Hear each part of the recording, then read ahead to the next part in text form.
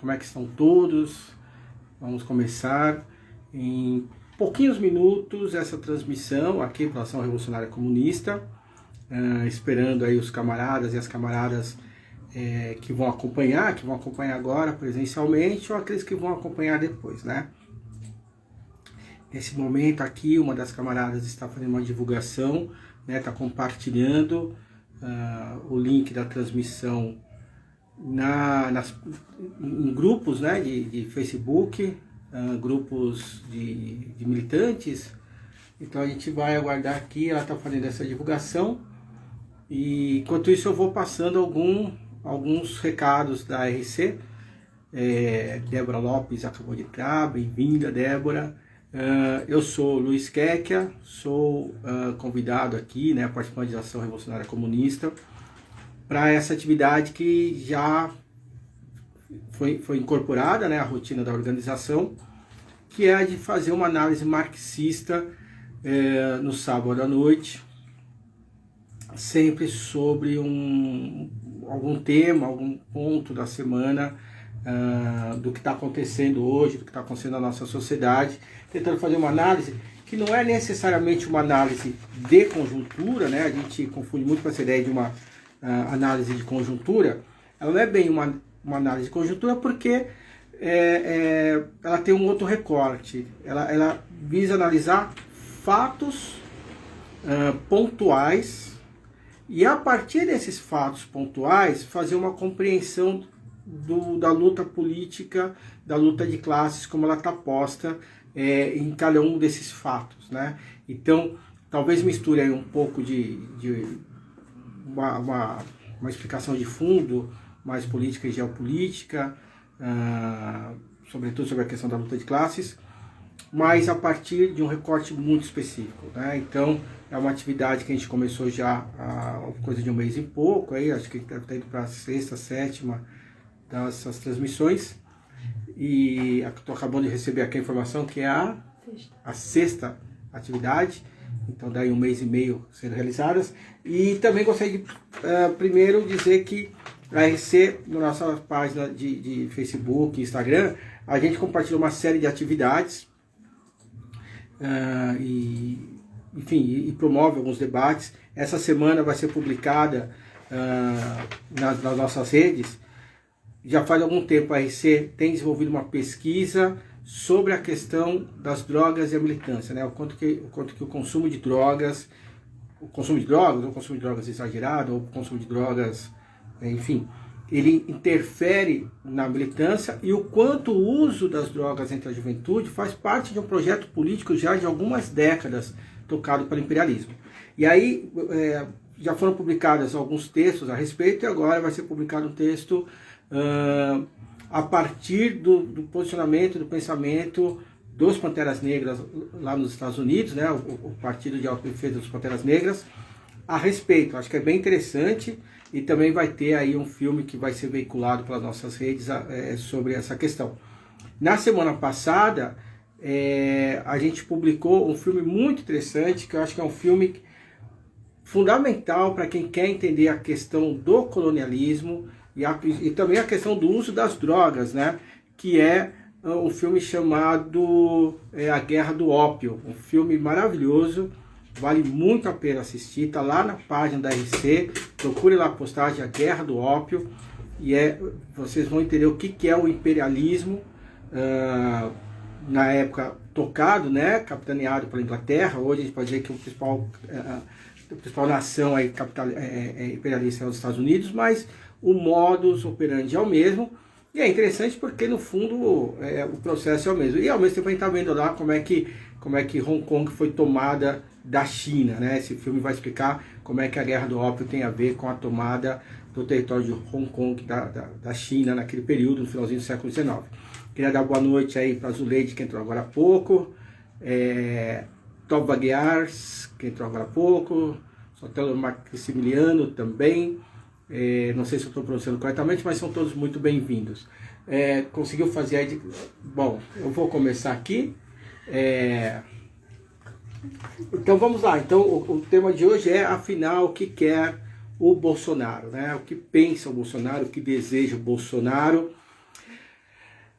Só tema fácil, né? Só tema fácil, assim, no momento em que o país assiste aí, que o país chega a mais de 600 mil mortes por Covid, o país teve só em um dos dias dessa semana mais de 100 mil notificações de pessoas, de contaminações, né, de contágios, num único dia, no momento em que o programa de vacinação é cada vez mais deficitário e, ao mesmo tempo, o Brasil vira uma bomba relógio de Covid, né?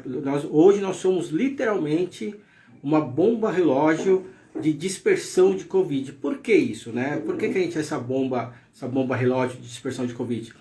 É muito simples, porque a gente combina uma população que não está respeitando a necessidade de ficar em casa. É óbvio, a gente entende que muita gente não pode ficar em casa. Saiu uma pesquisa hoje, que se não me engano, 86% da população tem que sair durante a pandemia, mas a gente está falando de pessoas que saem para trabalhar e que por isso já devia ter uma política pública específica, né, uma atuação pública para saber como lidar com a segurança dessas pessoas. Mas nesse super feriadão que foi criado agora, o número de pessoas que desceu para a praia é uma enormidade, né? É gigantesco, assim, segundo a Polícia Rodoviária, toda a questão do fechamento que teve nas cidades da Baixada, todo o processo para desestimular as pessoas a ir para a praia, reduziu em apenas 20% o número de pessoas que desceram. Uma média de 150 mil pessoas, ou se não me engano, automóveis que passam pelo trajeto até o litoral, foi 100 e poucos mil automóveis que desceram.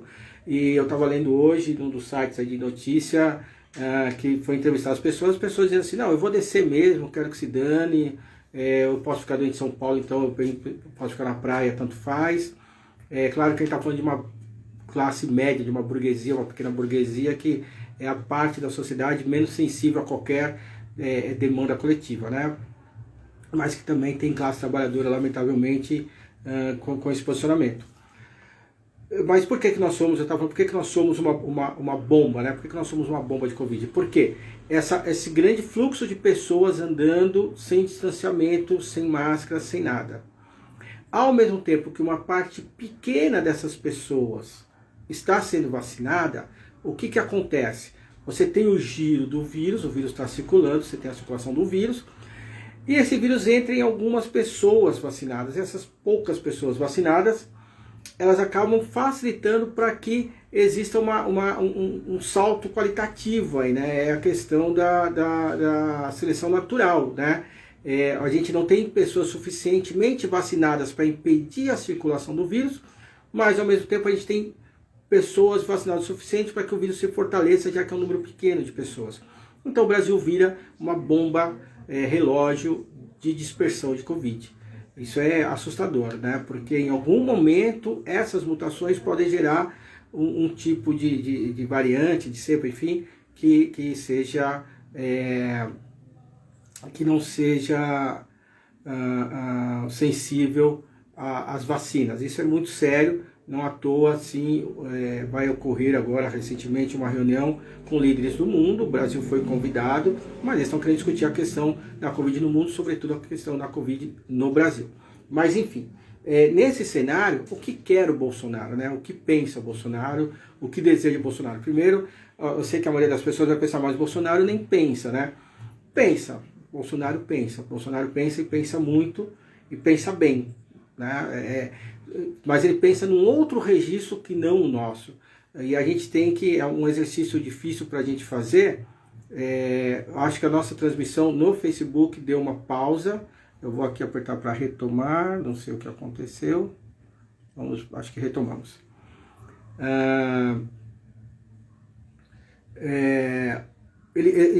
Ele pensa no outro registro. E é muito difícil para a gente entender pessoas que pensam em registros diferentes, mas pensam em outro registro, né? Um fascista pensa em outro registro, um genocida pensa em outro registro, e a gente conseguir entender esse outro registro, conseguir compreender esse processo é um exercício difícil, mas cada vez mais necessário. Mas enfim, essa semana, o que aconteceu essa semana, né? Para a gente conseguir entender esse momento do bolsonarismo.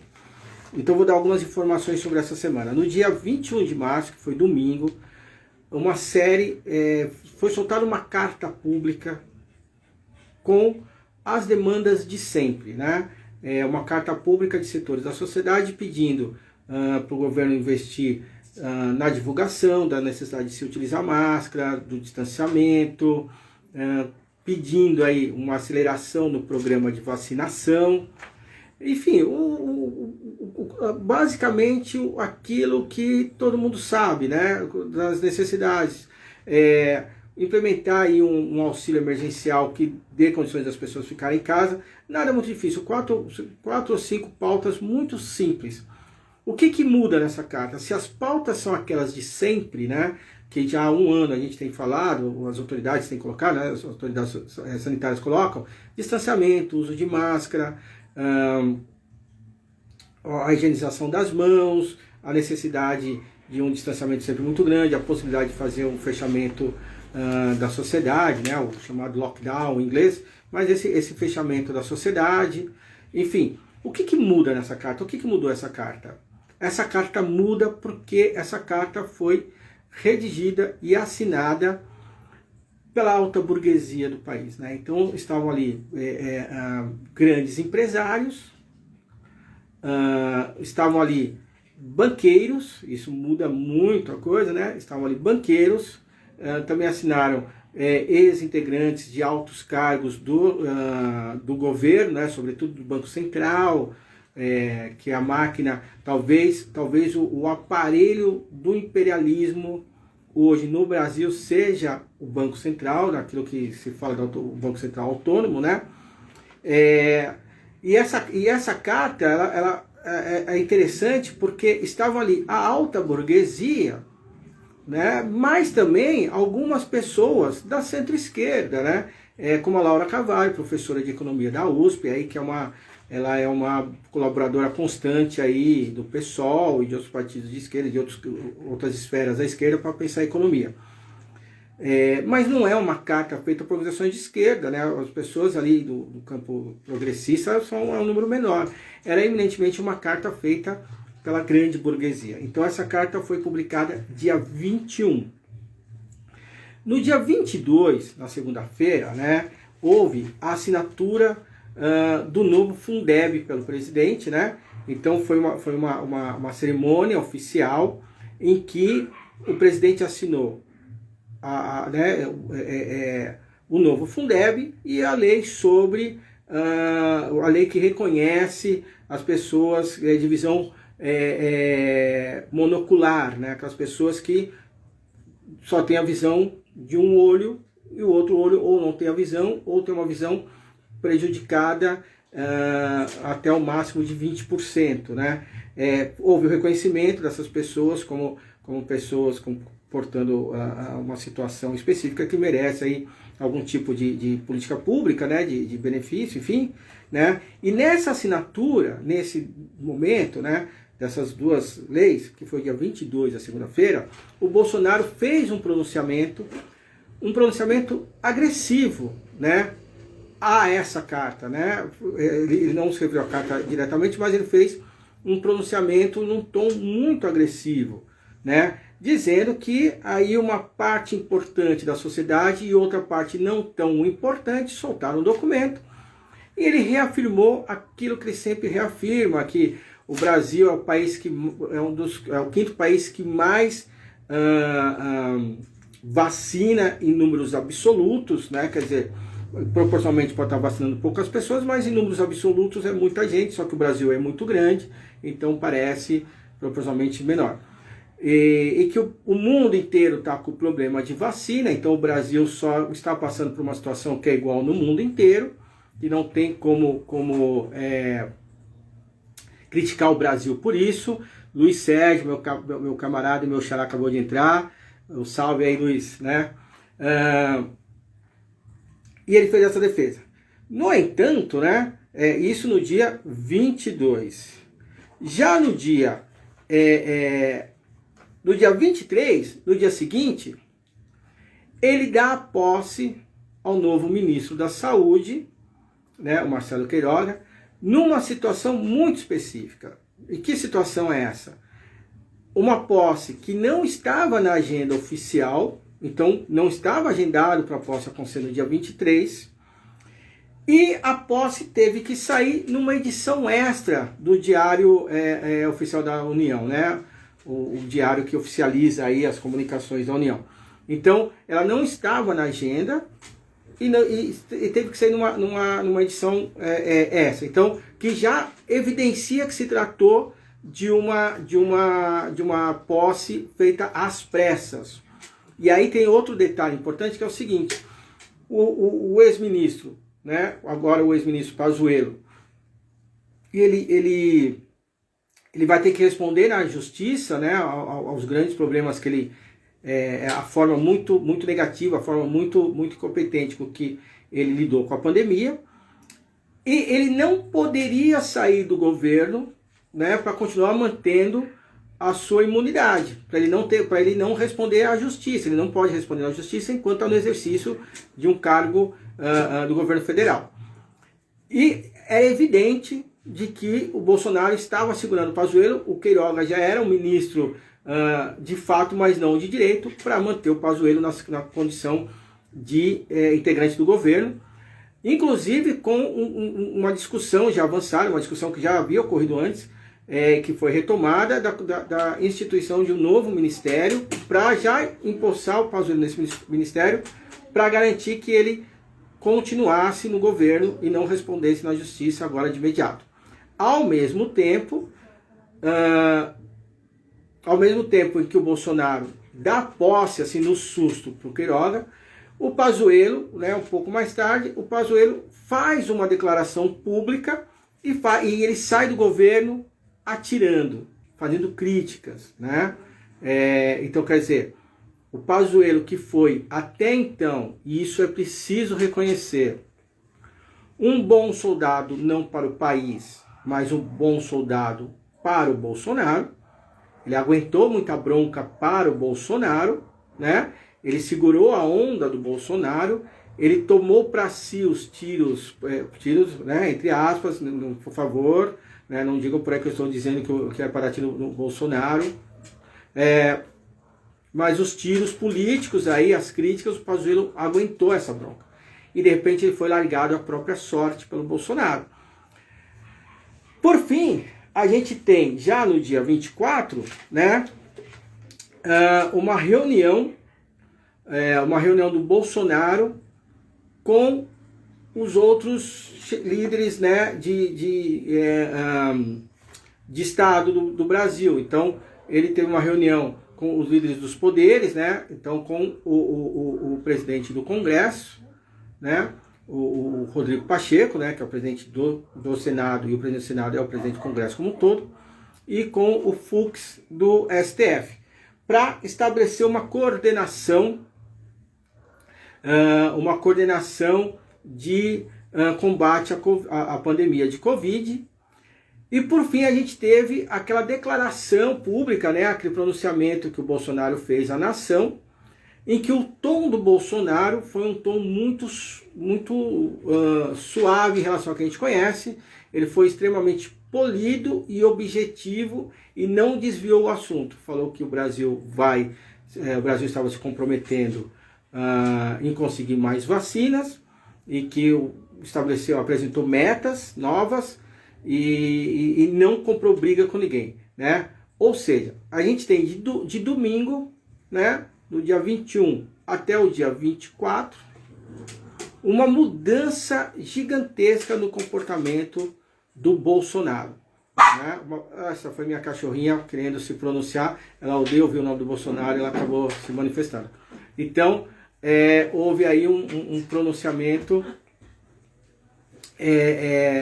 houve uma mudança muito grande de comportamento do presidente. Então vamos tentar entender essa mudança de comportamento, que não é uma mudança, eu tenho certeza, porque ele tomou consciência de algo, ou porque ele se descobriu um ser humano, ou ele se descobriu presidente do Brasil e tem que fazer alguma coisa.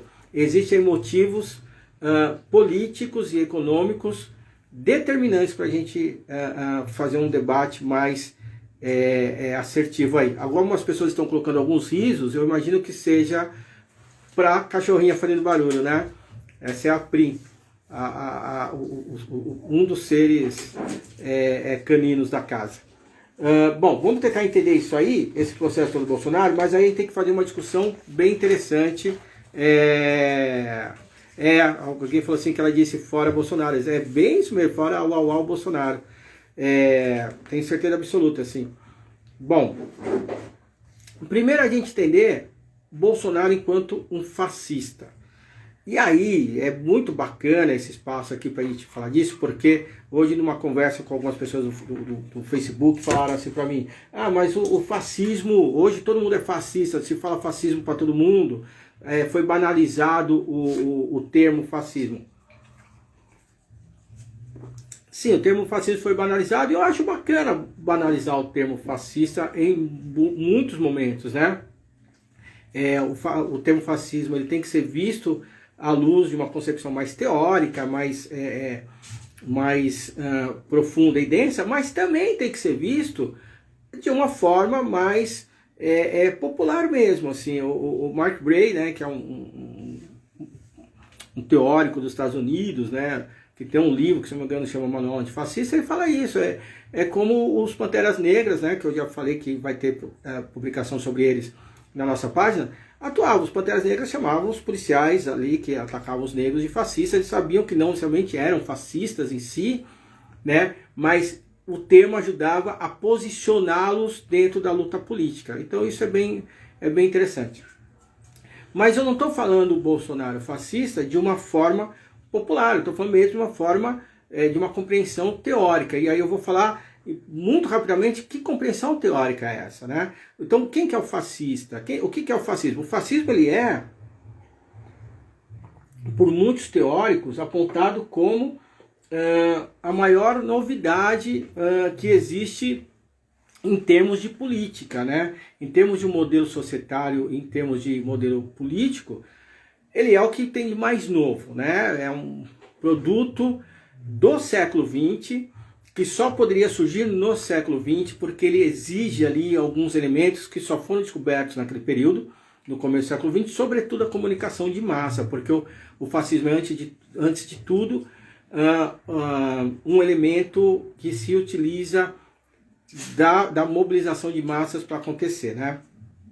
Pois bem, diferentemente de outras formas autoritárias, onde todas as formas autoritárias tendem a se pautar pela imobilização da sociedade, né? Então, vamos lembrar o que foi a ditadura militar aqui no nosso país, né?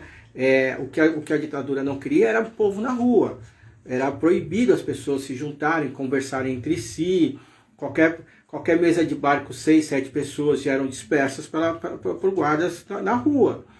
O fascismo é o contrário disso. O fascismo ele funciona a partir da mobilização das pessoas, né? Então, o fascismo exige um líder fascista, né?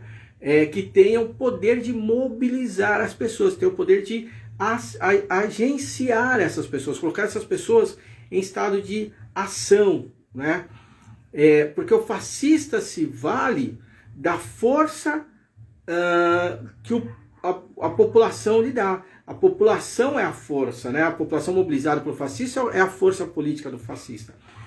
Para isso, o fascista ele precisa ter, né, primeiro uma pauta que põe as pessoas na rua de forma acrítica, de forma muito mais emocional do que racional. E qual é o afeto, né? Quais são os sentimentos que mobilizam a pessoa nesse tom, né? Nesse ambiente, né? Nesse afeto do medo, da irracionalidade, da irracionalidade, sobretudo o medo, a desesperança, a angústia, a autodefesa. Por isso que o fascismo, o terreno fértil do fascismo, são os momentos de crise. São os momentos de crise intensa e aguda, econômica e política, onde os dois pontos extremos da sociedade, né, a burguesia e o mundo do trabalho, cujas expressões políticas a gente coloca entre direita e esquerda, não consegue lidar com essa crise, é nesse momento que as lideranças fascistas podem e tendem a emergir. Porque ela emerge como aquela que pode resolver aquilo que esses dois campos não estão resolvendo. Também é por isso que normalmente o fascismo ele é uma ideologia que toma as classes, né? Você vai ter pessoas da classe trabalhadora acionadas pelo fascismo e vai ter pessoas da alta burguesia acionadas pelo fascismo. Mas o fascismo emerge sobretudo da classe média, né? Da pequena burguesia. Por que da pequena burguesia? Porque a pequena burguesia, embora seja um extrato muito largo da população, mas na média ela é aquela pessoa que trabalha por si mesmo, que tem um pequeno negócio, que é um profissional liberal. Quer dizer, aquelas relações típicas, por exemplo, da classe trabalhadora, de trabalhar no chão de fábrica, de trabalhar numa loja que está todo mundo junto, numa produção que está todo mundo junto. Não, ele tem o seu trabalho isolado, ou solitário, ou com poucos funcionários. Então, ele é um sujeito fragmentado, né? Esse cara da classe média, da pequena burguesia, ele é um sujeito em estado de fragmentação constante.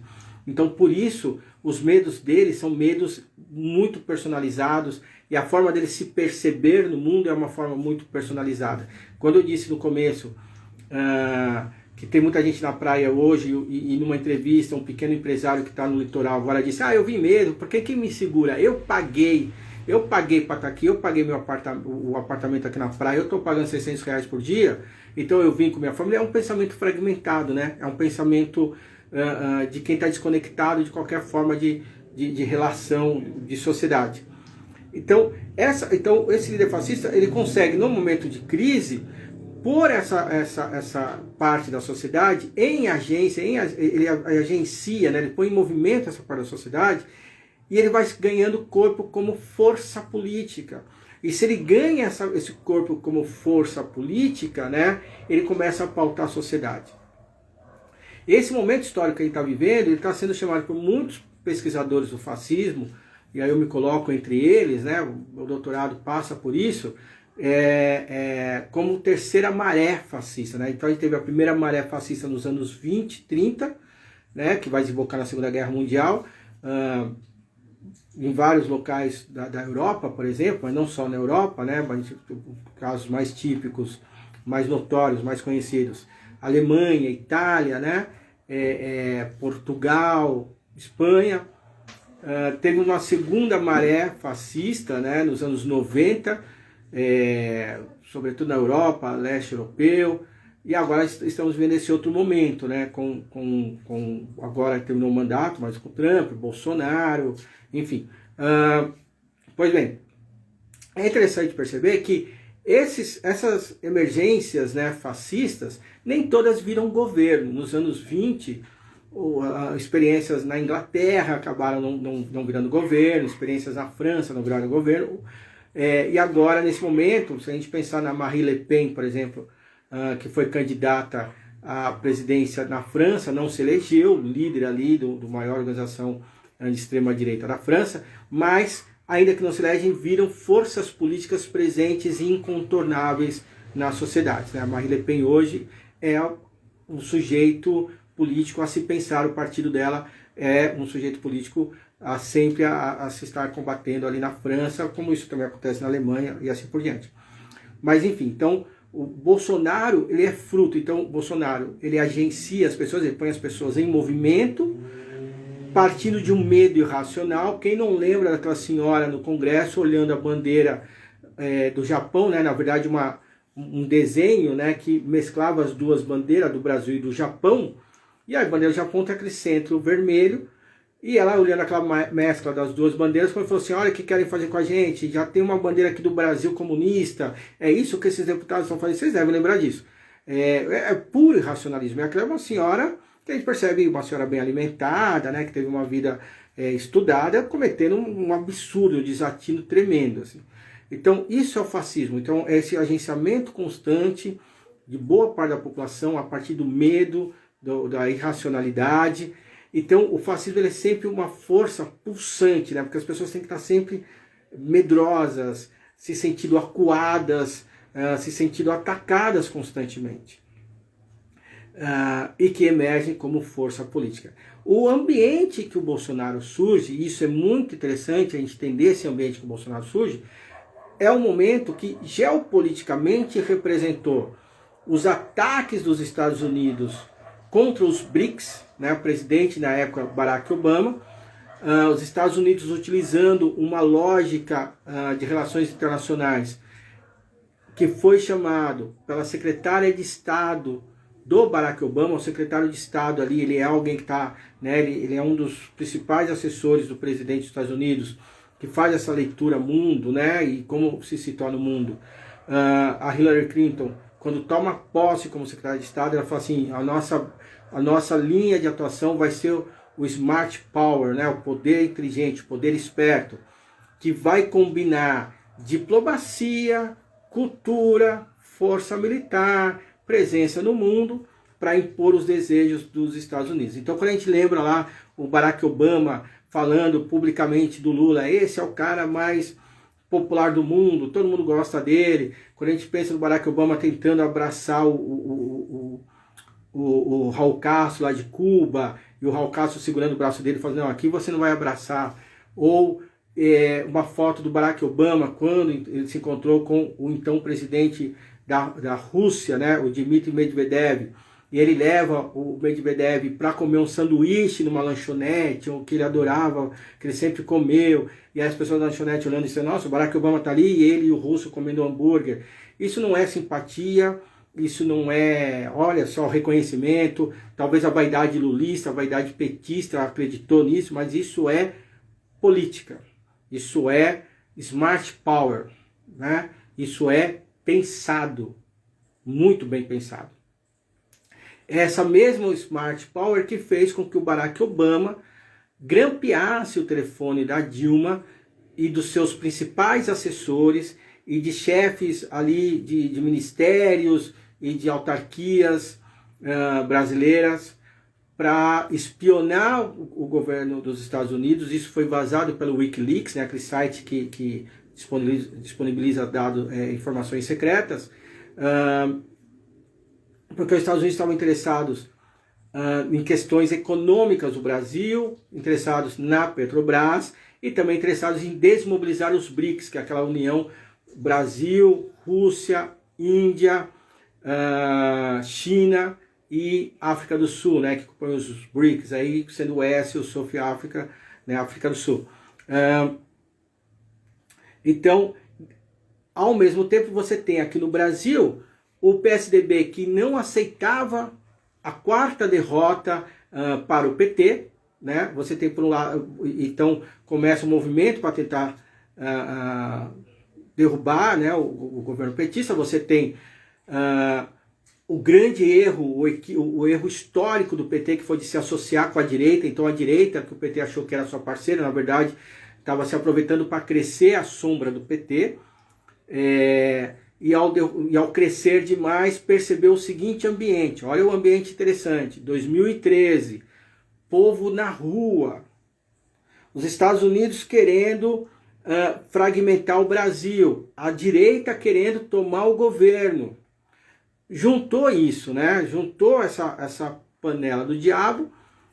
O povo na rua se tornou o último elemento, porque logo o povo na rua, que foi levado à rua pelo movimento Passe Livre, logo o povo foi capturado pela direita. Quem procurar na internet vai lembrar, vai achar, num dia, se não me engano foi numa quinta-feira, o comentarista da Globo, Arnaldo Jabor, né, chamando os manifestantes de 2013 de vagabundos, preguiçosos, né, e dá exatamente uma semana, ele diz, eles são heróis, eles são aqueles que vão se levantar contra um governo abusador, porque no fundo a direita percebeu que ela poderia capturar aquele movimento, capturou aquele movimento. Não à toa, em 2014, um ano depois, você pensa assim, pô, manifestação povo na rua, todo mundo aqui, né? olha que bacana, é justamente o ano em que surge o MBL, o Students for Liberty, que é uma think tank dos Estados Unidos, que tem o papel de derrubar governos em outros países, de criar espaços de reflexão de direita e extrema-direita, começam a atuar, né? Grupos fascistas começam a ir para a rua e expulsam os manifestantes de esquerda. Quem procurar na internet também vai ver, o pessoal começa a gritar: baixem a bandeira, a esquerda aqui não, e as ruas só ficam totalmente de verde e amarelo. A pauta de políticas públicas para transporte deixa de existir e fica só a pauta da corrupção, vamos acabar com a corrupção.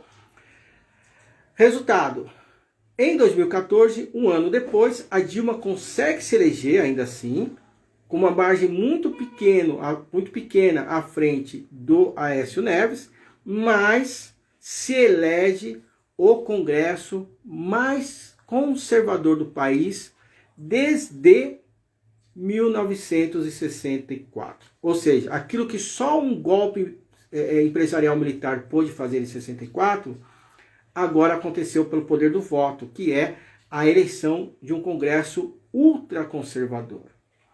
As lutas políticas no país continuam a acontecer. Aécio Neves diz que não reconhece a eleição da Dilma, começa a acusar a Dilma as eleições de fraude. A Dilma perde apoio popular muito rápido, a direita ascende e uma figura completamente esquecida, risível, sem nenhum tipo de comprometimento público, mas que é um deputado já há muitos anos, porque é um líder local, né, envolvido com as milícias, enfim, começa a ganhar projeção. Quem é esse líder?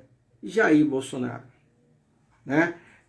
Da mesma forma que Hitler era, eu não estou comparando, não estou fazendo comparações históricas pobres, tá, gente? É só um exemplo mesmo. Da mesma forma que Hitler e Mussolini eram figuras risíveis em seu tempo, né? Mas souberam aproveitar o momento, a ocasião para se impulsionar, aconteceu aqui, né? Essa figura Bolsonaro, nesse momento que as pessoas estão querendo fim da esquerda, ascensão da direita, Bolsonaro faz parte de um grupo que consegue dizer assim: a gente não quer esquerda, mas também não quer essa direita PSDB, a gente quer uma outra coisa, baseada em outros valores muito mais conservadores. E aí junta no entorno dele líderes evangélicos, neopentecostais, milícias, políticos nanicos, né, como se fala, do centrão, do baixo clero, do Congresso, que são só coronéis locais, né, de vários lugares do país, alguns da área rural, outros da área urbana, mas não passam disso. Operadores de crime, de exploração de várias naturezas. Essas pessoas entram nessa esfera, né? Muitos policiais militares e muitos militares, lembrando que os militares no Brasil já têm uma tradição golpista desde a proclamação da República.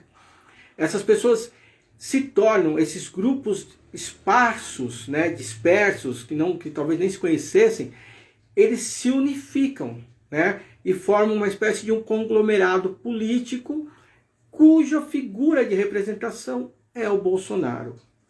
Enquanto isso, o golpe contra Dilma se efetiva em 2016, durante um processo de uma briga interna entre as três principais lideranças do PMDB, Temer, Renan Calheiros e Eduardo Cunha. Quem ganha essa parada é o Temer, né? Até porque ele se torna o presidente da República, e eles têm uma missão, o Temer tem uma missão, que é tocar a agenda extremamente liberal no Brasil, que é a agenda que o imperialismo estava colocando desde sempre, né?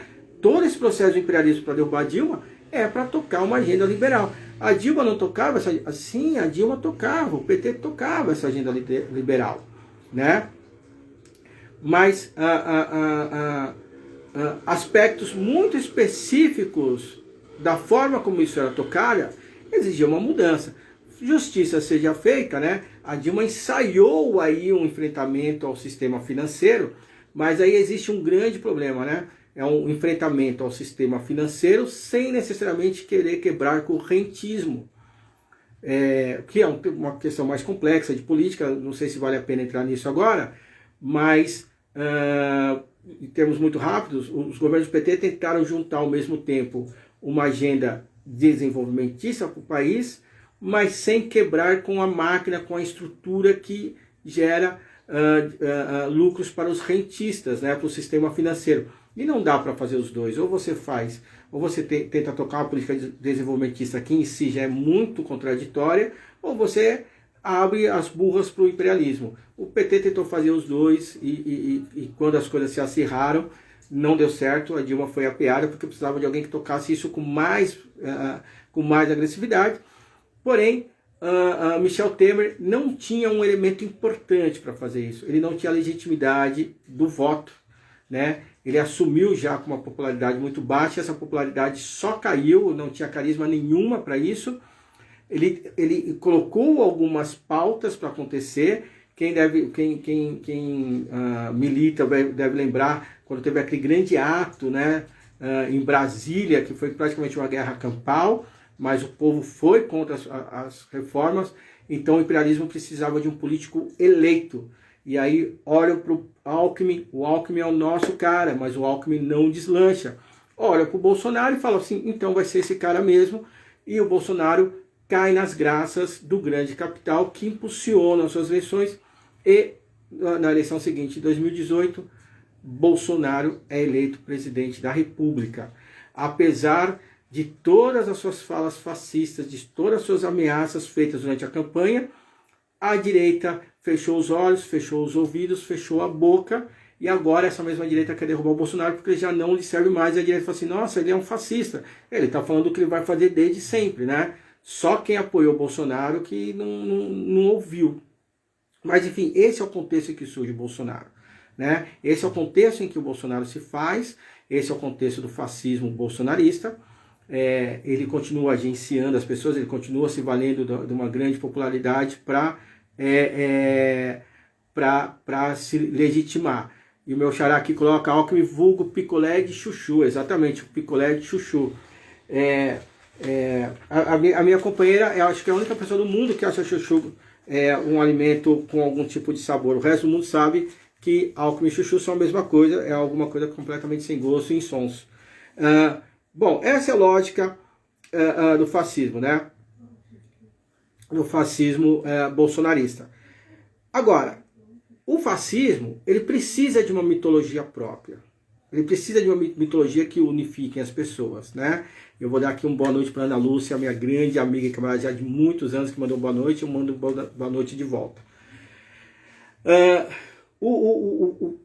E essa mitologia própria, ela se fez presente durante a pandemia. E qual foi a mitologia defendida pelos grandes líderes fascistas, né?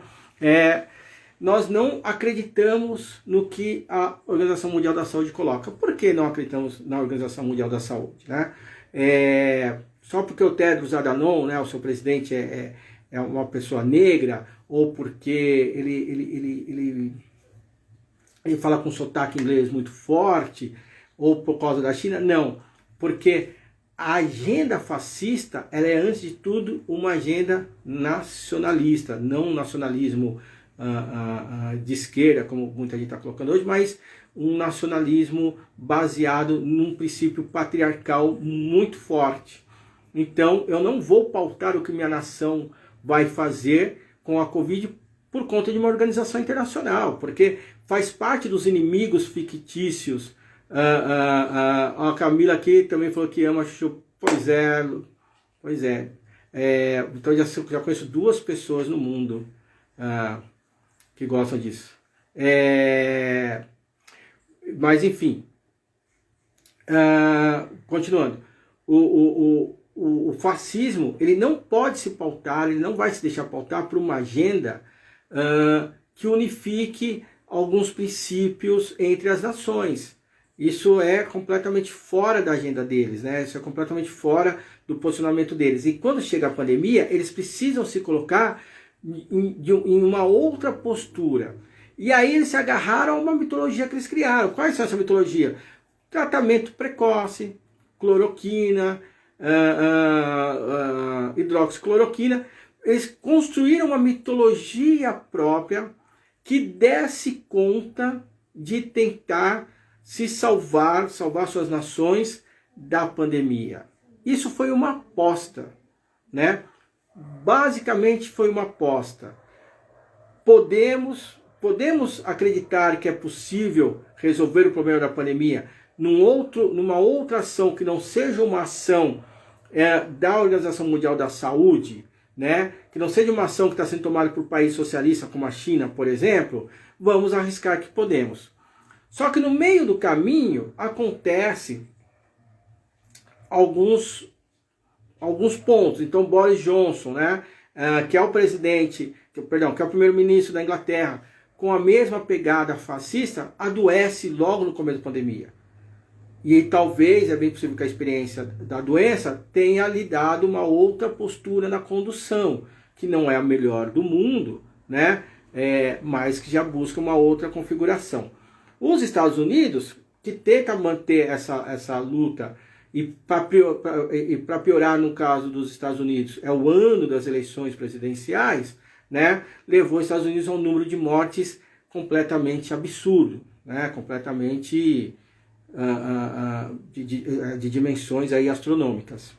O Brasil também segue essa linha, né, também segue essa aposta de tentar resolver por outros métodos que não seja aqueles pregados pelas organizações mundiais. Essa aposta não dá certo. O que constava dessa aposta, né? Quem lembra bem, é uma figura que sumiu do debate, né? O Osmar Terra, o deputado Osmar Terra, se eu não me engano, do MDB, que também é médico, e é um cara que apareceu em todos os programas de rádio e de TV da direita e da extrema-direita, dizendo assim, não vai morrer tanta gente, eu sou médico, o Átila Yamarino é um louco que está querendo dizer que vai morrer muita gente, mas aí ele pegava o papelzinho e ficava assim, olha, tá aqui, ó, aqui a curva, aí o papel cheio de curvas, enfim, e ele ficava dizendo assim, ó, existe um negócio chamado imunidade de rebanho, logo tem imunidade de rebanho e ninguém mais morre. Né? Essas são as apostas que foram feitas pela direita, pela extrema-direita. Essas são as apostas que foram feitas pelos fascistas e aqui também pelo fascismo bolsonarista. Vimos o resultado dessa aposta agora. O Brasil batendo aí 360 mil mortes, já ultrapassando isso, 300 mil mortes. Eu não sei os números de hoje, mas os números de ontem tinham dado que nas últimas 24 horas, como eu falei no começo, tinha sido 3.650 mortes. E a coisa de um dia anterior, ainda mais de 100 mil notificações de pessoas doentes num único dia. Esse é o resultado da aposta bolsonarista. Uma aposta que continuaria,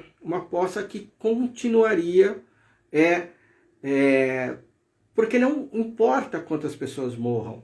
E por que não importa quantas pessoas morram para o Bolsonaro? Né? Porque a lógica militarista do fascismo, né, entende a morte como um elemento que integra a estrutura da composição social. Né? O que diziam os fascistas da Espanha? Viva la muerte, né? Viva a morte. O fascismo entende, dentro do seu pensamento extremamente militarizado, que a morte é um sacrifício que se paga à nação. Né? Então essa visão extremamente patriarcal, verticalizada do que seria a nação, faz com que a morte seja um elemento querido, desejado, né? Se arrisca contra a morte. E as apostas do Bolsonaro deram tão certo que ele ficou doente e não morreu, né? Foi um golpe de sorte dele, talvez um grande golpe de azar para o restante do país, mas a aposta na morte continuava, e eu acredito que continue em alguma medida, né? Acredita-se que uma hora as pessoas vão parar de morrer por imunidade de rebanho ou qualquer outra coisa, ou que se espere, né, até vacinar todo mundo. No entanto, surge no dia 21, essa carta que eu mencionei no começo da transmissão. Essa carta que traz de diferencial não o seu conteúdo, porque o conteúdo é aquilo que se fala desde o começo da pandemia, né? O distanciamento, lavagem das mãos, auxílio emergencial e, se for necessário, o fechamento da sociedade, né? O chamado lockdown. O que traz de diferença são seus assinantes, são seus signatários. Então, pela primeira vez, né, de forma pública, de forma à sociedade, a alta burguesia afronta o Jair Bolsonaro, afronta o presidente. Pela primeira vez, a alta burguesia da cidade coloca o Bolsonaro contra a parede, não de forma agressiva, não de forma violenta, e nem é um enfrentamento de oposição, mas é um alerta. Nós, alta burguesia, exigimos isso. Acredito que esse seja o motivo que leva à mudança, se não radical, mas pelo menos significativa, do comportamento do presidente, né? De um discurso no dia seguinte à carta, no dia 22, como eu falei agora há pouco, né? Na assinatura, na assinatura da lei do Fundeb e da lei de reconhecimento dos monoculares, de uma fala ainda agressiva no dia 21, para um encontro entre os poderes no dia 24, para a exoneração do Pazuello e a posse do Queiroga, e o Queiroga dizendo na sua posse que ele tem autonomia para fazer a política que ele achar importante, né? E o Queiroga, que se movimentou já muito rápido, nesses poucos dias já foi fazer uma reunião com cientistas da USP, da Fiocruz, se não me engano, e de outras instituições, e aquela fala na TV muito objetiva, muito respeitosa e muito séria do Bolsonaro. Isso significa que o Bolsonaro recuou, né? Isso é um recuo. Eu quero ver aqui, o Everton Souza mandou: o Bolsonaro e o bolsonarismo deu um tiro de 12 no pé. Infelizmente o preço à sociedade é caro demais. É um preço muito caro para a sociedade, né? Porque é pago em pessoas, né? Em vidas humanas, e pessoas que, mesmo as que sobrevivem à Covid com sérias sequelas, né? E que a gente ainda nem sabe quais serão ao longo do tempo e em qual intensidade.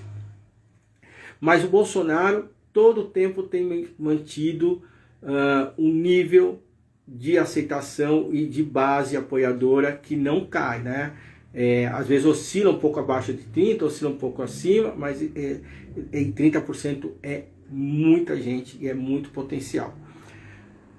Por fim, tem um outro fator, né, que a gente já conversou em outra transmissão, que é o fator Lula, que entrou em cena agora e que parece ser, pela movimentação aí do que aconteceu no julgamento da suspeição do ex-juiz Sérgio Moura, lá pela segunda turma do STF, que o Lula agora tem plenas condições para concorrer. Então a gente tem aí contra o Bolsonaro um posicionamento da burguesia, mais a figura do Lula como um oponente político. É um recuo? É um recuo do Bolsonaro. É um recuo que representa uma vitória nossa? Não creio. Não creio que a gente possa ainda cantar vitória por isso. Porque, como militar que né, Bolsonaro sabe, e o Bolsonaro ele tem uma assessoria muito grande, de grandes estrategistas, né, de que às vezes o recuo é necessário, né?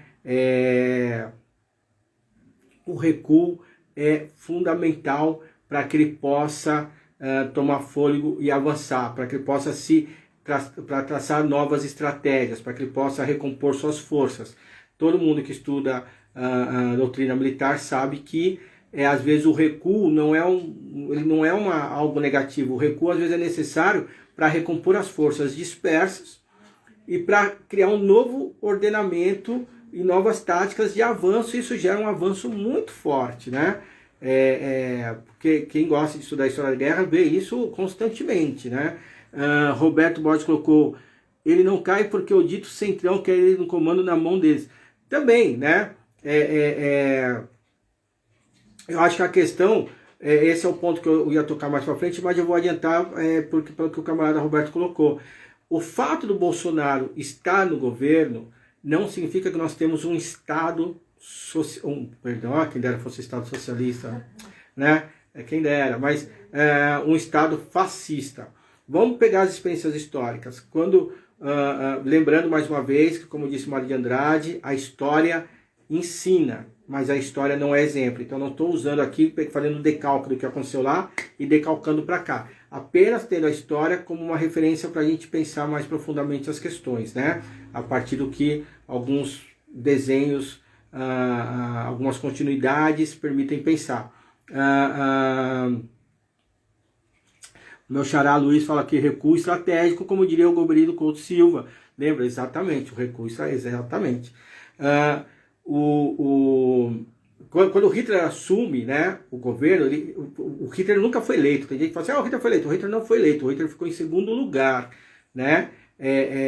Mas quando von Hindenburg, né, assume o governo, os nazistas fazem ainda muito barulho na sociedade, e uma das formas de tentar calar os nazistas seria, então, o Hitler assume o posto ali de chanceler, né, de primeiro-ministro, mas num gabinete muito esvaziado de poder. E fizeram isso e deu no que deu, né?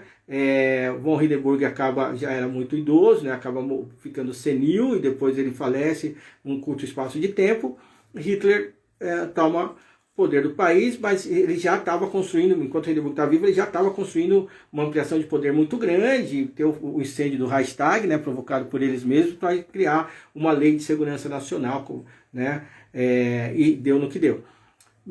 Mussolini também. Mussolini, quando ele é convidado para assumir o governo pelo rei, se não me engano, Emanuele II, ele levou um tempo, ele levou cerca de 3 anos para conseguir construir um Estado fascista. Então, existe a diferença entre um movimento fascista, o governo fascista, e um Estado fascista.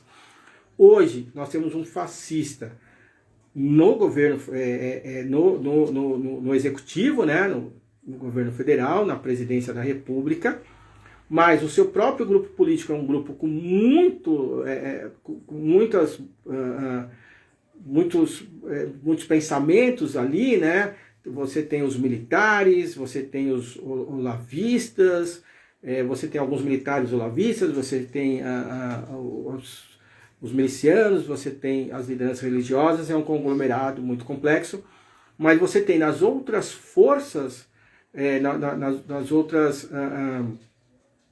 nos outros poderes, né, representantes da burguesia, né, não representantes da pequena burguesia fascista, né? Qual a diferença entre o fascista e a burguesia? Aquilo que o fascista faz sorrindo, a burguesia faz lamentando, né? Mas ambos fazem, ambos exploram a classe trabalhadora e submetem a classe trabalhadora sempre que for necessário, né? Então você tem no STF a representação máxima ali da casta jurídica do país e do seu entorno, né? O Luiz Sérgio, que é o meu xará, que é da área da justiça, sabe disso melhor que eu, me dá muita aula disso, né? Então você tem ali o que tem de mais aristocrático aí na burguesia, representada ali no STF, né? Na estrutura da justiça como um todo, né? E a gente tem no Congresso, parte do Congresso bolsonarista de carteirinha, outra parte próxima ao bolsonarismo, e o restante da burguesia ali representada, né? Sendo que a classe trabalhadora é muito pouco representada no Congresso. Basta ver o que foi a eleição do Arthur Lira, né? O banho que a esquerda levou. Pois bem, esse é um desenho muito complexo, né? O que a gente pode entender aí dos próximos passos, né? Então, assim, se a gente concordar minimamente, né, que ao que parece, nunca é uma certeza, é uma análise, né? Se ao que parece, o que nós temos é um governo fascista que ainda está disputando com a burguesia a hegemonização do Estado, né? Ele ainda não conseguiu fazer um Estado hegemônico. Não vamos esquecer que o Bolsonaro, ele colocou um ministro no STF, né? O Cássio Nunes. E ele ainda pode colocar mais um, né? Ainda nesse mandato. Ele vai colocar mais um, porque um deles vai se aposentar. E o Bolsonaro já falou desde o começo, em campanha, que ele não veio para ser presidente, mas, né, mas ele veio para provocar a mudança do Estado brasileiro. E isso ele está fazendo. O que vai ser o Estado brasileiro para além do Bolsonaro é algo que nós devemos nos preocupar muito, ainda que o Lula seja o próximo presidente, né? A gente não pode cair na esparrela do que votamos, eleger o Lula, está tudo resolvido. Não podemos cair nessa esparrela, de forma alguma, né? Seria uma ingenuidade muito grande da nossa parte. Mas esse projeto o Bolsonaro está tocando muito bem. Agora, nessa mudança, nesse recuo estratégico, o que nós podemos esperar? Como o Everton colocou aqui, ele está na mão do Congresso? Não sei. Eu acho que o jogo aí é duplo, né? Por quê? Porque ao mesmo tempo, se o Bolsonaro ainda tem 30% de apoio da população, o Congresso precisa do Bolsonaro para ser, os deputados ali precisam do apoio dele para se reelegerem. Esses caras eles têm mandato de 4 anos, eles querem ser reeleitos.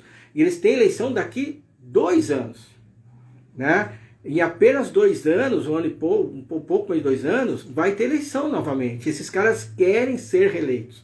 Então eu acredito que boa parte do Congresso está esperando para ver que cara o Bolsonaro vai ter junto à população daqui 2 anos, né? Ou daqui 1 ano e meio, quando começar o período eleitoral, para saber se fica com o Bolsonaro ou não. Mas eles também não estão no ponto de poder derrubar o Bolsonaro. Patrícia Tirola colocou boa noite, Kekia. Boa noite, Patrícia. Como é que você está? Faz quanto tempo que a gente se vê? Pergunta para quando terminar esta aula, como nós, meros mortais, podemos conscientizar o nosso povo na periferia, que está muito... boa pergunta. A gente coloca lá no final. Vou responder sim, né? Sim, realmente, a periferia está contra a periferia. Sim, vamos colocar isso, né?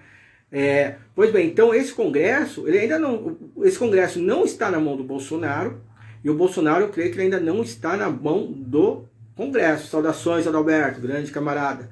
O que acontece é que o projeto dessas figuras todas ainda depende um do outro, né? Aqueles que foram eleitos como bolsonaristas não podem simplesmente romper com o Bolsonaro agora, porque não sabem se o Bolsonaro for o herói da nação, né? A vantagem que o Bolsonaro tem sobre o Trump, e eu acredito que o Bolsonaro tem muitas vantagens sobre o Trump, o Bolsonaro é muito mais preparado politicamente do que o Trump para se manter no poder, né? Para nossa tristeza, é que as eleições, né? As próximas eleições presidenciais estão distantes ainda. E essa distância faz com que soluções possam ser encontradas e narrativas possam ser construídas pelo bolsonarismo. E isso é algo que a gente tem que pensar, né? O bolsonarismo tem a máquina na mão, eles têm o governo, né?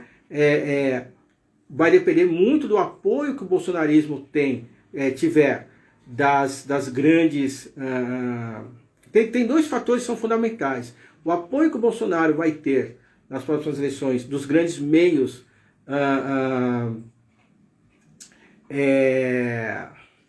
chegou mais uma dúvida aqui da Laves que eu vou tentar ler depois. Começou a seguir as redes para tentar mostrar algo à Casa Branca. Vamos falar disso daqui a pouco, né? 2 fatores importantes. O apoio que o Bolsonaro vai ter dos grandes meios de comunicação na próxima eleição, esse é um fator importante, né? Muito grande aí para a gente saber como é que ele vai chegar naquele ponto ali na corrida eleitoral. Mas também é muito importante a gente saber qual a capacidade que ele vai ter de construção de soluções para a pandemia em que ele possa se colocar como um herói, né? Isso é muito importante da gente entender, né? Então tem fatores aí, né, que são determinantes. Não podemos esquecer que, isso é fundamental a gente não esquecer, que se parte da burguesia não gosta da gestão do Bolsonaro, né, no que ele fala sobre costumes, sobre política, né, o jeito agressivo dele e agora a má condução da pandemia, a agenda da burguesia está sendo plenamente tocada, a agenda econômica da burguesia está sendo plenamente tocada pelo bolsonarismo. As grandes reformas liberais da Constituição brasileira continuam acontecendo. A derrubada, a quebra de direitos sociais, o desmonte dos direitos sociais continua acontecendo, né? O Bolsonaro não é só um governante. O Bolsonaro hoje é um transformador do Estado brasileiro, o bolsonarismo. O bolsonarismo é um grande transformador. O Brasil passa hoje por uma constituinte, né? Por uma mudança radical da sua Constituição sem uma Assembleia Constituinte. E isso é muito importante perceber, né? Porque todas as mudanças que o Bolsonaro tem colocado na economia brasileira, elas são estruturais. São mudanças que estão colocadas na Constituição Federal. E para você reverter isso, você teria que não só ser o Lula presidente, né? Ou o Ciro presidente, ou qualquer uma dessas figuras que se colocam como de centro-esquerda, você teria que ter pelo menos 2/3 do Congresso apoiando as reversões. Porque para você fazer mudança constitucional, você precisa de 2/3 do Congresso, a maioria qualificada. É muita coisa que está acontecendo, né? É muita coisa. Por isso que a aposta das mortes do Bolsonaro não é uma aposta peitada, não estava sendo peitada até então pela burguesia. Porque para a burguesia tanto faz, né? Tá morrendo pobre e um ou outro de nós, mas aí tudo bem, acontece, né? As mudanças estavam acontecendo. A burguesia só se sensibilizou agora porque está sendo mal para os negócios, né? Na medida em que o mundo começa a ter medo do Brasil, isso se torna mal para os negócios, né? Isso é importante a gente ter essa clareza. Então, é fundamental a gente compreender esse jogo político que envolve bolsonaristas versus Congresso, né, versus outros setores da burguesia que no Estado estão sobretudo no Congresso e no STF. Importante compreender a relação do bolsonarismo com a pandemia, sobretudo nesse amplo período que o bolsonarismo tem para tentar reverter o quadro até as eleições. E é importante a gente tentar entender, né, tentar construir um papel para aqueles que realmente querem a transformação radical do país, uma esquerda realmente centrada numa transformação real do país. Porque não basta vencer o Bolsonaro. O Bolsonaro é só uma pessoa, não basta vencer o Bolsonaro. Hoje, na Espanha, os franquistas ainda são um veneno, né? São um câncer dentro da Espanha, mesmo Franco tendo morrido já há tanto tempo. A Alemanha tem grandes movimentos nazistas. Hoje tem um partido de extrema-direita que defende as pautas nazistas até hoje, né? Não é a figura, a gente tem que largar a mão dos personalismos. Vamos vencer o Bolsonaro. Vencer o Bolsonaro é fácil, difícil é vencer o bolsonarismo, vencer a nossa versão brasileira do fascismo, né? O Bolsonaro cai, o fascismo fica. Essa é a grande questão. Enquanto a gente está brigando porque o Bolsonaro fez um Twitter agressivo, o projeto Escola Sem Partido já está sendo tocado há muito tempo, né? Quando a gente reclama que o Bolsonaro fez uma piada de mau gosto, a cultura brasileira, naquilo que ela tem de mais progressista, já está desmontada, né? O Brasil já é bolsonarista, boa parte do Brasil é bolsonarista, né? Como que a gente vence o bolsonarismo? Esse é um ponto importante. Então a gente tem que perceber todo esse desenho. A Laves coloca aqui, retomando a Laves, se não me engano, Biden ainda não se posicionou em relação à América Latina. Será que Bolsonaro começou a segurar as rédeas para também mostrar algo à Casa Branca? Bem possível, muito, muito inteligente a pergunta da Laves, porque é fundamental a gente entender essa mudança que teve no mundo, no desenho geopolítico, né, com a eleição do Biden. O Biden é melhor que o Trump? Não, o Biden não é melhor que o Trump, né? Os democratas não são melhores que os republicanos, e tudo que vem da Casa Branca dos Estados Unidos não é bom, né? Não é bom. Mas o Biden tem lá uma vice-presidente que é uma mulher negra, né? Tem várias pessoas trans no seu gabinete. Sim, mas as bombas voltaram a cair sobre o Oriente Médio, né? O Biden já declarou guerra uma guerra política e econômica à China, né? Quer dizer, quem tá tensionando o mundo hoje é o Biden. Eu não sou trumpista, longe de mim, né? Mas o Trump, ele terminou o governo sendo um dos poucos presidentes que não declarou uma guerra ao longo de 4 anos, né? Obama, só para a gente ter uma ideia, o Obama saiu dos seus 8 anos de governo com o recorde de ser o primeiro presidente dos Estados Unidos em que os Estados Unidos esteve em guerra em todos os dias do seu mandato, né? Em todos os dias do seu mandato, os Estados Unidos estavam em algum país fazendo guerra. Isso o Obama. Então, o Trump, ele é algo muito perigoso, é assustador, e o Trump veio para fazer terra arrasada do planeta, né? Não pensem que o Trump veio porque ele queria o Biden, que o Trump veio que o Biden veio para acabar com o Trump. Ele veio para fazer o que o Trump não estava fazendo, uma intervenção geopolítica mais violenta, né? Não caiam em fantasias, né? É fundamental a gente não cair nessas fantasias. Eu vou pegar aqui o que a Patrícia falou sobre o que a gente pode fazer, né? A questão da mídia, a igreja, a manobra do fascismo. Gente, uma coisa que é importante perceber, né? O fascismo. O fascismo é muito mais complexo do que a gente pensa, ele é muito mais difícil do que a gente pensa. E é por isso que a grande camarada, a Clara Zetkin, né, militante alemã ali dos anos 20, 30, enfim, né? Ela escreveu um comunicado, quando tem a ascensão do fascismo na Itália, antes mesmo de ter a ascensão do fascismo na Alemanha, ela escreve um comunicado, um documento para a Terceira Internacional, e que ela fala da importância de vencer o fascismo, não apenas por meios militares, né, mas vencer o fascismo por meios políticos, que o fascismo ele era muito mais complexo do que os outros camaradas estavam pensando. O fascismo ele não mexe só a pequena burguesia, mas ele também mexe na subjetividade da classe trabalhadora.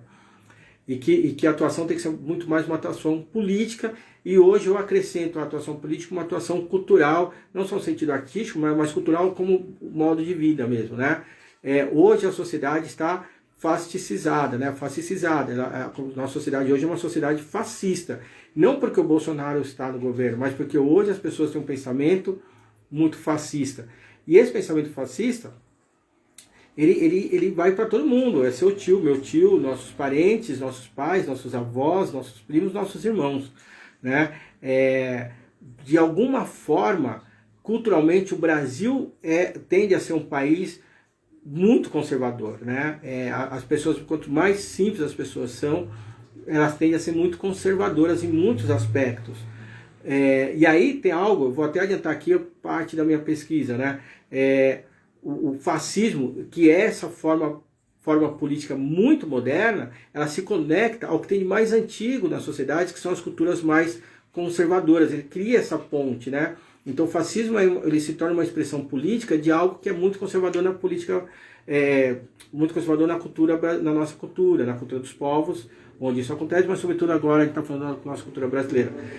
O que a gente pode fazer? Eu acredito muito na importância fundamental, primeiro, da tranquilidade. A gente saber que algo que se constrói, que leva muito tempo para ser construído, vai levar muito tempo para ser desconstruído. Segundo, acho que a gente não pode cair em ilusões, não pode achar que eleger o Lula vai resolver tudo. É óbvio que pelo desenho que se coloca, o Lula vai acabar talvez sendo a única opção eleitoral que a gente vai ter. Mas o fascismo não se vence no voto. Não é o voto que vence o fascismo. A gente venceu o fascista, venceu o Bolsonaro. Mas tudo que ele construiu está posto, né? Tudo que ele construiu está posto. A gente vai eleger o maior congresso progressista da história do país? Não acredito. Não acredito mesmo, acho pouco provável, né? A coisa é mais complexa do que parece, né? E os governos petistas não foram grandes governos progressistas. Acho que é muito importante, as pessoas brigam comigo quando eu falo isso, mas se a gente pegar todo o período, a gente não pode ficar pensando... normalmente a gente tem uma coisa que é muito interessante, né? A gente pode ter tido uma experiência amorosa ruim com alguém. Depois de muitos anos, você só vai lembrar das coisas boas das pessoas, né? A gente não pode cair nessa na política. Assim, se a gente pegar todo o período do governo petista, os 3 primeiros anos do Lula foi um governo de austeridade. né? Foi um governo extremamente austero na questão econômica, de austeridade fiscal, né? Aí a gente tem um período muito bacana, que é o período em que as commodities estavam altas e o governo soube utilizar isso, né? O governo aproveitou as facilidades aí de um preços absurdo das commodities e conseguiu fazer algumas políticas interessantes, que também não eram tantas coisas, né? Que para um povo brasileiro que não tinha nada, receber R$150, 130 do Bolsa Família é muita coisa, mas é só R$130, né? Fez uma política interessante do aumento real do salário mínimo, então não estou negando isso, mas o governo nunca abriu mão do chamado tripé macroeconômico, que é a base do ideário do FMI, do imperialismo. Nunca abriu mão. A gente nunca abriu mão de sermos uma peça menor do imperialismo. A única coisa é que, por causa do preço das commodities, estava entrando muito dinheiro, né? Estava entrando muito dinheiro, então a gente nem percebia. Mas quando o dinheiro parou de entrar, né? Depois da crise de 2008, que o Lula falou que ia ser só uma marolinha, mas não foi. Depois que o dinheiro parou de entrar, a gente voltou à crise, né? Então a gente não tem grandes governos PT, a gente tem uma parte do governo PT que o governo soube aproveitar um cenário global favorável, né? Mas é um cenário global muito específico e com muita sorte que a gente teve, né? Com muita sorte. Então a coisa não é bem simples assim. Agora, então, o que eu falei assim, né? O que a gente precisa fazer? Primeiro, não ter pressa. A gente entender que as coisas demoram. Segundo, não cair nas fantasias. Terceiro, estudar muito, sobretudo geopolítica. Os marxistas hoje parece que fazem uma leitura muito abstrata da geopolítica. A gente precisa fazer leituras densas e concretas e reais da geopolítica. Entender que o que está acontecendo aqui faz parte de um cenário global, né? E a gente precisa entender esse cenário global.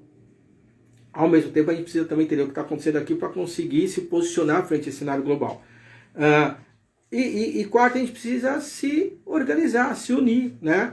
A gente tem partidos políticos de esquerda hoje que são muito ruins, assim, né? Os partidos são muito fracos hoje, assim. O PSOL é um partido fraco, o PCB é um partido fraco. São partidos de militantes aguerridos. Eu conheço boa parte dos militantes, são pessoas bacanas, são pessoas interessantes que estão dispostas.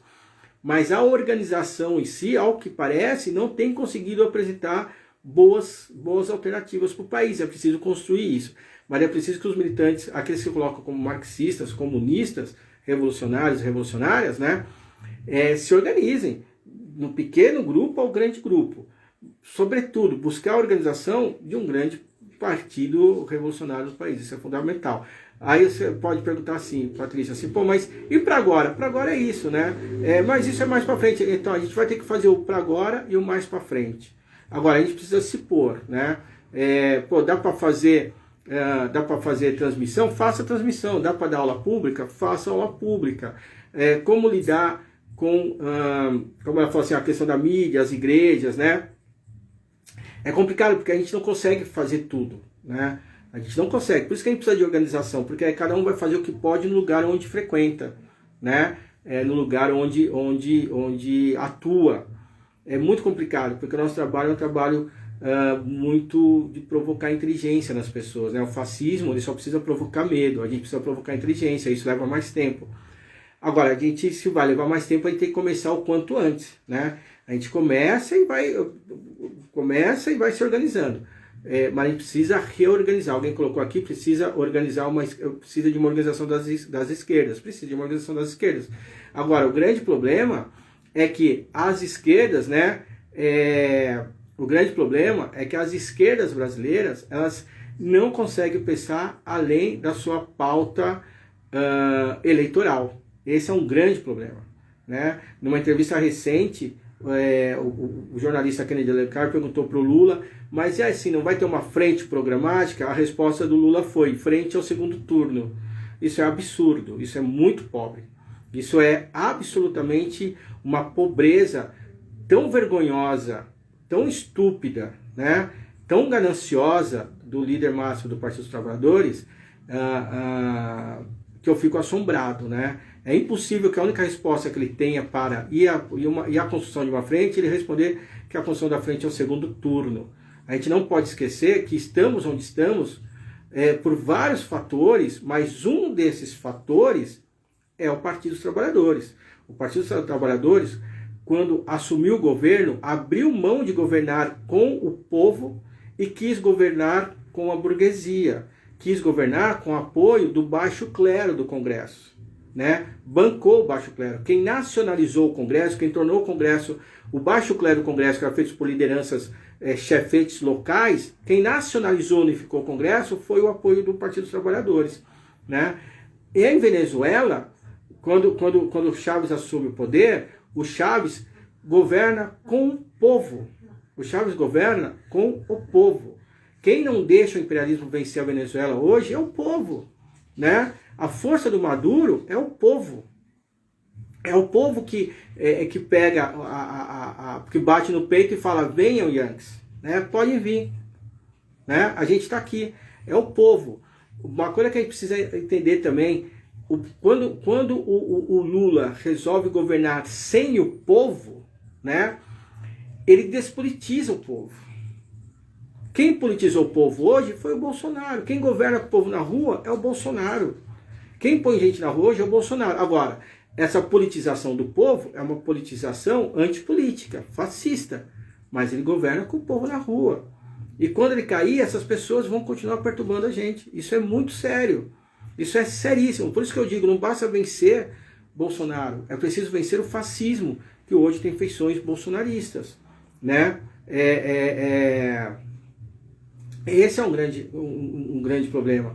Alguém colocou aqui sobre as urnas serem fraudadas. Olha, eu não sei se as urnas podem ser fraudadas ou não. Eu acho que qualquer urna de papel, eletrônica, que seja feita uma pedrinha riscada, pode ser fraudada. A grande questão é que é a fraude que vem antes. A fraude que vem antes de se apertar o botão ou se pôr o papel na urna, né? Que fraude que vem antes? Bom, eu posso perguntar para qualquer pessoa aqui. Eu lembro na época que a Dilma concorreu com a Aécio, né? A Dilma tinha 14 minutos da TV, a Aécio tinha, acho que a Dilma tinha 16, o Aécio 14, e o Partido Comunista Brasileiro, independente se a gente defende ou não o Partido Comunista, eu estou pegando como exemplo que era o Partido Comunista que estava nas eleições, tinha 9 segundos. Né? O que o candidato fala em 9 segundos? Como é que se apresenta um programa político em 9 segundos? Isso já é fraude. Né? Isso já é uma fraude violenta. Saca? Então a gente tem que começar a perceber que às vezes a gente fica assim, não, a urna pode ser fraudada. Sim, pode ser, mas isso não importa, porque a fraude vem antes. Né? A fraude vem antes. Então, quando um candidato tem muito tempo e outro tem pouco, é fraude. Né? Quando as pessoas votam... Sabe qual que é a maior fraude eleitoral? A maior fraude eleitoral é cada pessoa valer um voto. Né? Isso é uma invenção dos liberais.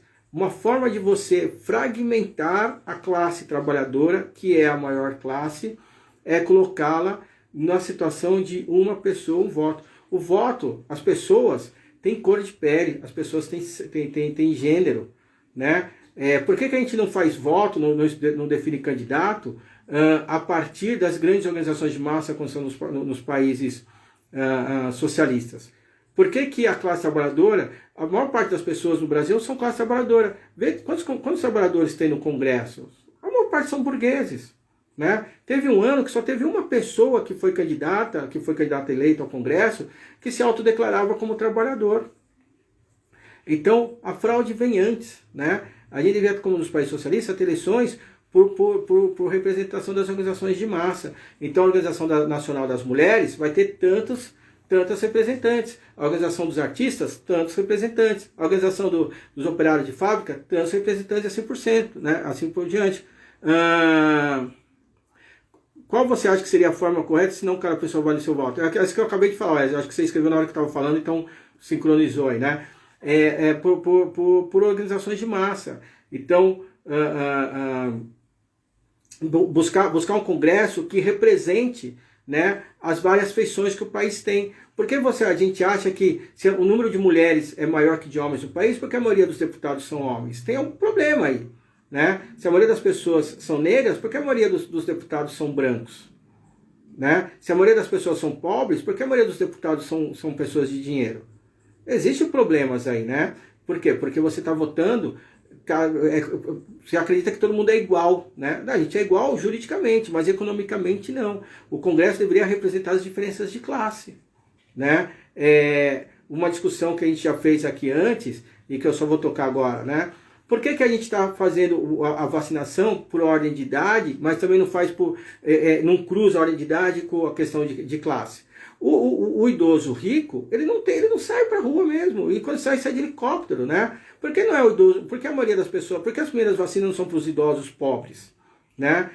As pessoas de 40 anos que saem para a rua, por que eu vou vacinar o cara de 40 anos rico, que tem um carro só para ele, com ar-condicionado, que pode ficar tudo fechado, e eu não estou vacinando em massa primeiro as pessoas que pegam o ônibus? Então, tem muitas considerações aí. As decisões, elas deveriam não ser apenas uma pessoa, um voto, mas devia ser por representações de classe, de gênero, de etnia, né? Tudo isso deveria ser considerado, né? Como são os países socialistas hoje. Essa é uma proposta, né? Deixa eu ver aqui mais. O Dória corre por fora por causa das vacinas. O Dória ele foi com muita sede ao pote, né? Ele tentou ser um grande líder do PSDB, mas o PSDB é um partido de gente muito esperta, de velhas raposas, né? Ele submeteu o Alckmin ali, prostrou o Alckmin dentro do PSDB, mas as raposas velhas do PSDB se movimentaram e estão tentando ali dar a volta no Dória. E o Dória também é um cara muito esperto, né? Ele é um cara muito preparado. Ele não é político, mas ele é um cara muito preparado, muito engenhoso, né? Ele aprovou a tal lei da segurança nacional no dia de um ato do PT e contou como a fala do Lula em convenção, a polarização já estava colocada. É interessante, né? O Iô colocou da polarização, mas é interessante, né? Eu vi uma fala da semana retrasada esqueci o nome, perdão, é a idade. E que ela coloca o seguinte: mas será que o Brasil está polarizado mesmo? Né? O Brasil não está polarizado, né? Na verdade, a gente tem um jogo de cena muito forte entre grupos políticos muito poderosos, né? Mas se a gente pensar em polarização, a agenda bolsonarista é muito parecida em termos econômicos com a agenda petista, né? A gente falou tanto assim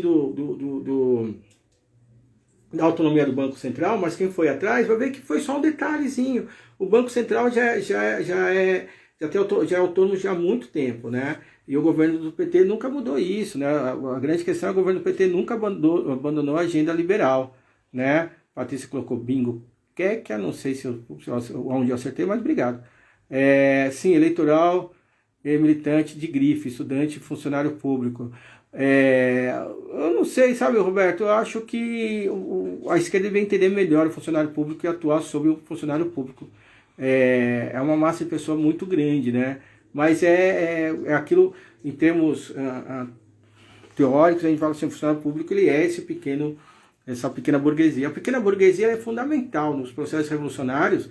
A pequena burguesia sempre, nos processos revolucionários bem-sucedidos, a burguesia sempre foi muito considerada na Rússia, na China, né? Porque a pequena burguesia é o fiel da balança. A gente fala muito da classe trabalhadora e da burguesia, mas tem que entender também a pequena burguesia que ela é o fiel da balança, e, né, para que lado que ela vai pender.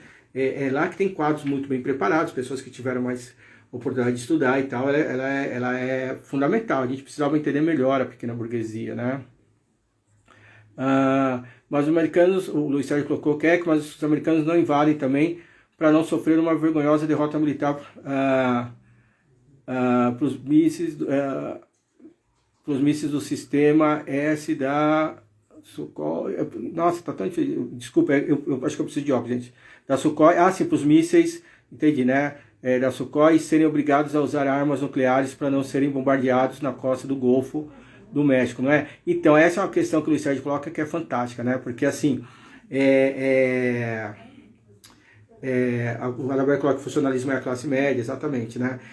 Tem uma questão que é interessante, porque, assim, uma guerra de frente não é possível, a não ser que você queira destruir o mundo como um todo, né?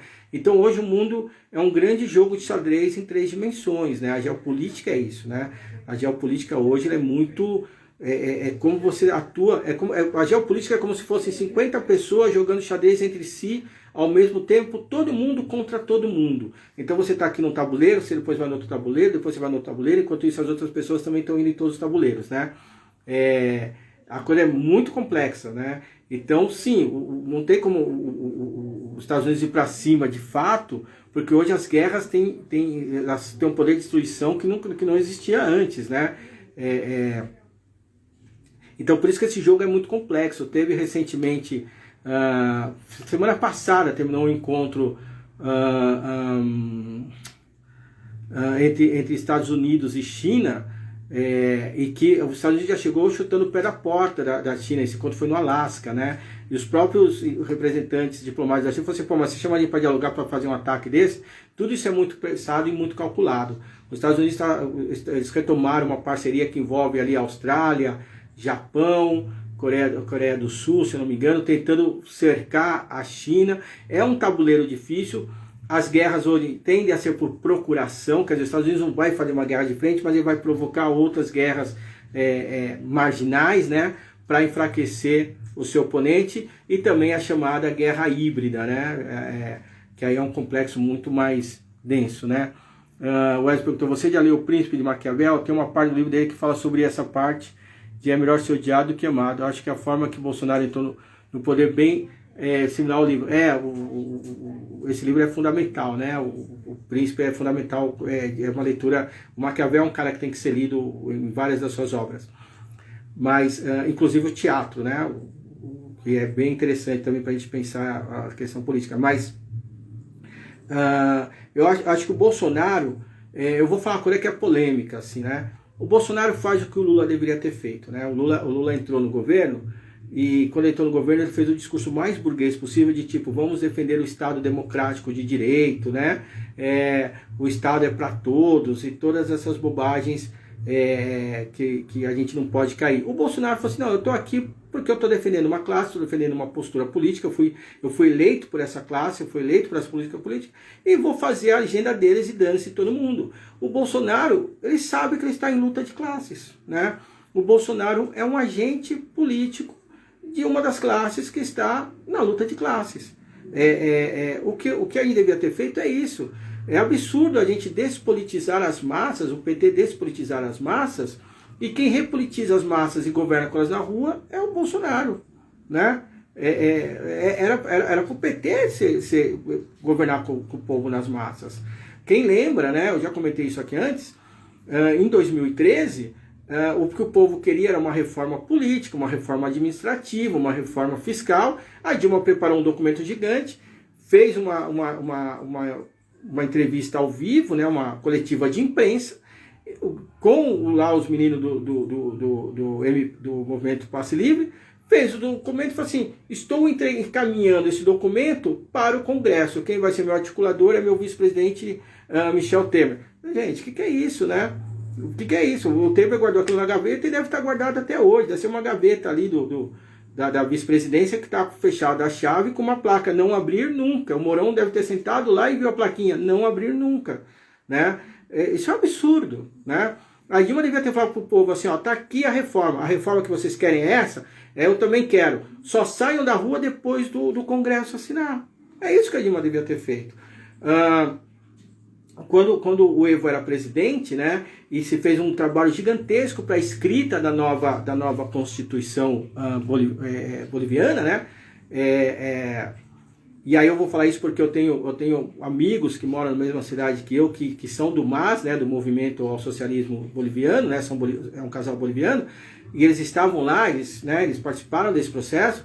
Eles falaram assim: ó, foi lindo, você via o estudante secundarista mandando demanda para a nova Constituição, o governo criou uma Constituição extremamente popular, só que o Congresso não queria assinar. E aí o que todo o povo fez? O povo fez uma marcha no país, né, em direção ao Congresso de lá, e falaram para os deputados: a gente só sai daqui depois de assinado, vocês só vão sair daqui depois de assinado, né? E aí os caras não tinham o que fazer e assinaram.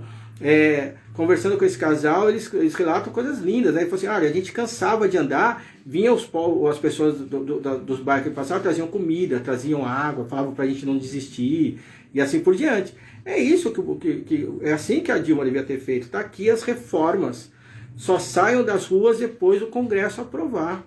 É isso que ela devia ter feito, mas ela pôs na mão do Temer, né? Ela pôs na mão do Temer. E o Temer pôs naquela gavetinha que eu falei para vocês que está fechada até hoje. Com a placa não mexer. O Mourão não mexe naquela gaveta nem ferrando. Aqui o Roberto Borges colocou: não sou contra o funcionalismo público, o problema é que os participantes, os partidos políticos ditos de esquerda não querem ir na favela falar com os trabalhadores do setor de serviço. Pois é, esse é o grande problema, concordo com você. Os partidos de esquerda são completamente aburguesados, todos eles. E eu vou te falar assim, ó, eu fui militante de um grande partido de esquerda, um partido de esquerda, não grande, né? Eu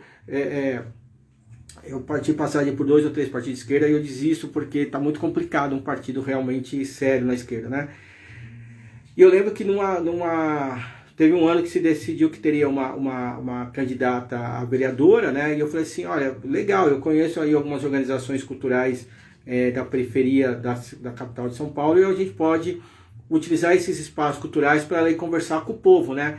E como base. E aí o chefe da campanha falou assim, eu não vou levar a fulana, candidata, para falar sobre buraco na rua, na favela, né? Isso de uma das organizações ditas comunistas, né? Então a gente já vê qual que é o nível. Eu falei assim, olha, cara, para você que é classe média bacana, um buraco na rua não é nada, mas para quem mora ali onde a rua tem um buraco, é muita coisa, né? E como o Lenin dizia, não basta falar do porquê que uma família foi despejada, tem que explicar quem é que despeja. Então, se a gente podia ir lá e falar do buraco na rua e dizer por que aqui está furado e lá no Higienópolis não, mas abriram mão disso. É muito, muito triste isso. Camaradas, eu passei aqui por várias perguntas, deixa eu ver, o Adalberto colocou: a pequena burguesia são micro e pequenos empresários, eles são mais complicados ainda. Pois é, concordo plenamente. O Brasil tem uma questão interessante, né? O Brasil ele tem mais empresários que os Estados Unidos, só que acho que 80% dos empresários brasileiros são os ditos MEI, né? Microempreendedor individual, que também outra questão, outra invencionice do Partido dos Trabalhadores, quando o seu representante no governo, né, acho que não sei se era ministro ou se era secretário, era o Guilherme Afif Domingos, que é o cara que criou, que é um dos grandes quadros da burguesia liberal brasileira, né? O Edson falou assim: minha mensagem ficou atrasada com o assunto, só foi beleza, né? Mandei na hora do Bolsonaro. Isso tomar a China vem das denominações europeias, parece que isso nunca acaba. Não acaba nunca, é bem complicado. Tem um livro muito bacana, até porque ajuda a entender isso, que é o Orientalismo, né, do Eduardo Said, que vê um aspecto mais cultural, mas que eu acho que é fundamental para a gente entender. Mas no fundo também é geopolítica, é ganância, é poder, são capitalistas querendo saber como fazer com que o seu capital reproduza cada vez mais. Gente, a gente acabou falando de muita coisa agora no final, foi bem bacana, né? O Roberto colocou aqui: não dá para fazer a revolução matando o czar, o poder está pulverizado. Exatamente, Roberto, você vai fechar com chave de ouro nossa transmissão de hoje. É exatamente isso, né? Eu tinha até esquecido de falar no começo, vou falar agora. Ontem a Ação Revolucionária Comunista, né, participou de um evento com outras organizações revolucionárias, né, com a UCB, com a Arma da Crítica e com o Núcleo Marighella do MST, numa mesa comum falando sobre os 99 anos da Organização dos Comunistas do Brasil. E na fala que eu fui representar lá, né, a organização, e na minha fala eu disse o seguinte: eu acho que isso é algo que a gente tem que pensar, que os sociais-democratas brasileiros se atualizaram, os liberais se atualizaram, e até os fascistas se atualizaram. Talvez quem mais tenha se atualizado tenha sido os fascistas. Mas os comunistas, né, os marxistas, enfim, os revolucionários, não se atualizaram. A gente ainda vive como se a gente fosse um comunista caminhando na Praça Vermelha, né, em 1935, sentado num banco de praça, lendo o Právida e contente com o plano, com os resultados do plano quinquenal daquele período, né? Não dá, a gente tem que atualizar a nossa compreensão do que é o poder, do que é o Estado. Algo que eu estava comentando com o pessoal da RC, né? As organizações hoje, as organizações revolucionárias, elas têm teóricos muito bons. Isso é fato, né? Boa parte delas tem teóricos que são professores universitários de altíssimo nível, né? De altíssimo nível.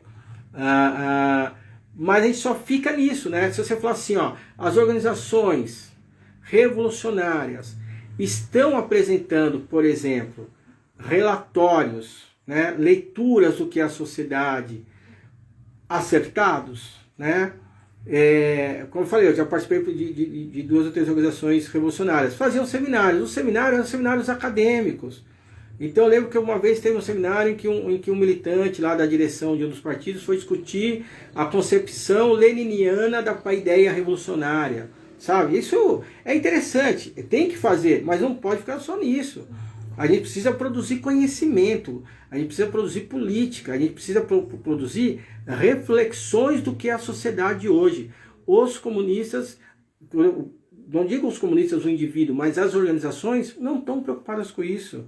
A gente está preocupado em fazer debates teóricos, a gente está discutindo se é Trotsky ou Stalin, a gente está discutindo ainda se é marxista ou anarquista, né? Isso é muito pouco, isso é muito pouco. É óbvio que todos esses temas são importantes, mas hoje esses temas, eles não dão conta. A gente tem que entender o que é o Estado hoje, o que é uma empresa. As pessoas ainda estão falando de empresas, né?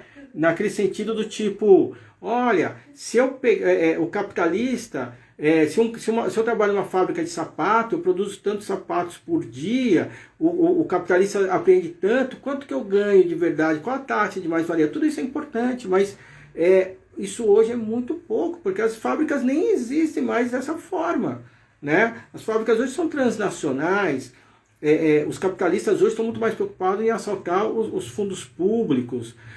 O sistema financeiro hoje, ele é extremamente complexo e precisa ser entendido, né? Então, esses debates precisam ser feitos e os partidos precisam produzir documentos públicos, né? Documentos que cheguem na mão das pessoas e as pessoas possam ler. É óbvio que eu estou falando assim, que documentos que vão ter vários níveis de compreensão.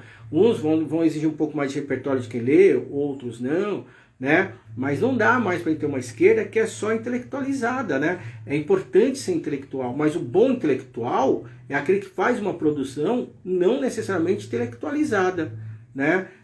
Não dá só para a gente ficar fazendo debate sobre a ontologia do ser social, que é um debate fundamental, mas ele é um debate para basear os outros debates, ele não é um debate em si, né? O Roberto colocou: o povo quer saber de comida na mesa, necessita-se de uma linguagem popular sobre marxismo. Exatamente. Eu vou te falar mais, Roberto. A gente precisa de uma linguagem popular para falar sobre comida na mesa na perspectiva marxista. Porque eu também não vou... Eu acho que a gente não tem que perder tempo convencendo alguém a ser marxista. Acho que a gente tem que convencer alguém a entender que é só para uma revolução socialista que ela vai ter comida na mesa sempre, né? Que não basta você ter comida na mesa no período de um governo. Tem que ter comida sempre, né? E é só pro, sabe? Então, assim, a gente conseguir amarrar, né? A gente conseguir fazer com que não sejam dois debates opostos, não pode ter uma dicotomia entre isso. Aí tem que achar o ponto onde ele fica. Mas para isso a gente precisa de uma militância muito bem preparada, o que é muito, hoje em dia está muito difícil. Aí você fala assim, alguém pode falar: nossa, Keck, mas você é um cara tão pessimista, né? Por que você acha isso? Eu não acho isso. A história está mostrando isso. Quando a Patrícia fala assim: nossa, mas eu preferia estar atacando a periferia. Pois é. Eu trabalho em um grupo de teatro de rua que faz peças políticas. Hoje quem mais ataca nossas peças são as pessoas da periferia, né? Que defendem o bolsonarismo. Isso é muita coisa, isso são indícios de que a gente não está fazendo a nossa atividade da forma correta. E a Laves termina aqui: esquerda eleitoreira, só penso em eleger candidato, é vergonhoso. É que na verdade é dinheiro, né? É muito dinheiro, assim, né? Você ser um partido que tem 3, 4, 10 mandatos parlamentares é muita coisa, né? Você ter uma presidência da República é muita coisa, né? É muito dinheiro. Então, na verdade, a gente está falando de dinheiro, mais do que qualquer outra coisa, a gente está falando de dinheiro, né? A gente só está vendo quem que vai ganhar mais dinheiro para fazer a gestão do capital de acordo com os interesses capitalistas. Camaradas, obrigado aí pela oportunidade de conversa, aí por trocarem aí, eu aprendo muito com vocês, né? Isso me ajuda muito aí nas minhas reflexões, eu espero também poder contribuir com a reflexão de todos. Sábado que vem a gente se vê com mais mais uma análise marxista, né? Da RC, e também uma análise que a gente tenta não falar marxistês, né? Não sei se vocês já perceberam, a gente tenta não falar marxistês, para que seja uma possibilidade de compreensão mais fácil para todo mundo, até porque nem o próprio Marx falava se preocupava em falar marxistas, né? Muito obrigado, Luiz Sérgio, aí pelo grande parceiro, que espero que a pandemia acabe logo para a gente poder tomar um café junto, né? Eu não bebo álcool, mas para tomar um café junto. E aí o Roberto terminou falando que faz direito são as igrejas evangélicas. Sim, as igrejas evangélicas são melhores propagandistas do que nós, com certeza. Saudações, Roberto, valeu, camarada, mais uma vez, e vamos conversando, né? Vamos que vamos. Até mais, gente. Saudações a todos.